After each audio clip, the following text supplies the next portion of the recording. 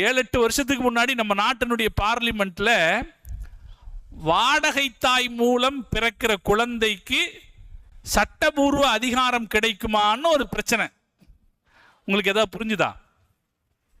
இன்னைக்கெல்லாம் எப்படியெல்லாம் நடைமுறை வந்துருச்சுன்னா, குழந்தை இயற்கையாக பிறக்கலாட்டி வெளியே குழந்தைய உண்டாக்கி வயிற்றுக்குள்ள வச்சுக்கலாம் இல்லையா? வெளியே டெஸ்ட் டியூப் பேபி பண்ணுறாங்களா இல்லையா? இன்றைக்கி ரொம்ப சாதாரணமாக நடைமுறைகள் குழந்தை பெற்றுக்கிறத ரொம்ப லேசாக்கி இருக்குது அறிவியல்.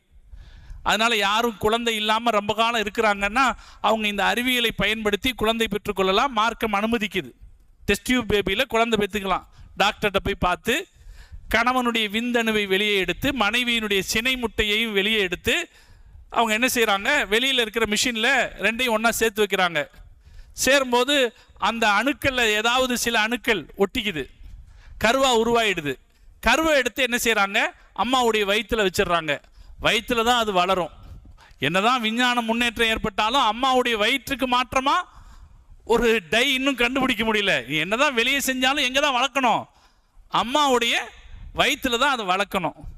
அதனால ஒரு கணவன் மனைவிக்கு இடையில பிரச்சனை இருக்குமானால் கணவனுடைய விந்தணுவை எடுத்து மனைவியினுடைய சினைமட்டையோடு சேர்த்து அதை மனைவியினுடைய வயிற்றுக்குள் செலுத்தி குழந்தை பெற்றுக்கிறதுக்கு மார்க்கத்தில் அனுமதி இருக்கு. அதுக்கு சில நிபந்தனைகள் இருக்கு. இது ஓகே. இதுல என்னன்னா, மனைவியினுடைய வயிற்றுல வைக்காம வேறொரு பொம்பளையினுடைய வயிற்றுல வச்சு பிறக்கிறது. உடம்பு போதுமான அளவுக்கு ஆரோக்கியம் இல்லைன்னா கணவனுடைய விந்தணு இந்த மனைவியினுடைய சினை முட்டை இது ரெண்டையும் சேர்த்து கருவை உருவாக்கி வேறொரு பெண்ணுடைய வயிற்றில் வச்சு வளர்க்குறது. இதுக்கு வாடகை தாய்னு பேரு. தமிழ்நாட்டில் மட்டும் 500 வாடகை தாய்கள் இருக்கிறார்களாம். நடக்கலைன்றதில்ல, இப்போ நிறைய நடக்க ஆரம்பிச்சிருச்சு. இந்த வாடகை தாய்க்கு குழந்தை பெற்றா இந்த குழந்தை யாருக்கு சொந்தம்? இது பார்லிமெண்ட்ல பேச்சு நடக்கு. இப்போ இதை பற்றி என்ன செய்யறதுன்னு மார்க்க அறிஞர்களிடத்தில் விசாரித்தார்கள் கேரளாவில் இருந்த முஸ்லிம் எம்பிக்கள். இப்போ கேரளாவில் இருந்த மார்க்க அறிஞர்கள் சட்டம் சொன்னாங்க, இஸ்லாத்தின்படி கூடாது, இஸ்லாத்தின்படி கூடாது. ஏன்? 400 வருஷத்திற்கு முன்னால் இப்னு ஹஜர் ஹைத்தமி ரஹ்மத்துல்லாஹி அலைஹி அவங்க சட்ட நூல்ல எழுதி வச்சிருக்காங்க.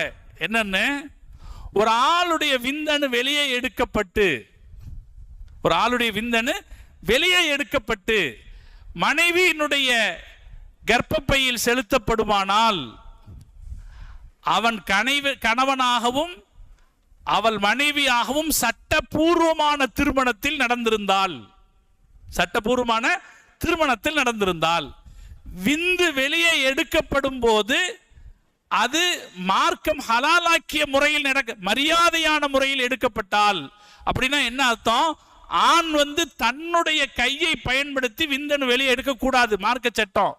அது மனைவியினுடைய உதவியோடு அவன் எடுத்திருந்தால், எடுத்து அது பெண்ணுடைய வயிற்றில் செலுத்தப்பட்டிருக்குமானால் யஸ்புத்துன் நசபு, இந்த தகப்பனுடைய வாரிசு என்று அவன் ஆவான். இல்லை என்றால் வாரிசுரிமை வராது. எப்ப எழுதப்பட்டிருக்கு? 400 வருஷத்துக்கு முன்னாடி. இப்னு ஹஜர் ஹைத்தமி ரஹ்மத்துல்லாஹி அலைஹி சட்டம் எழுதி வச்சிருக்கான்.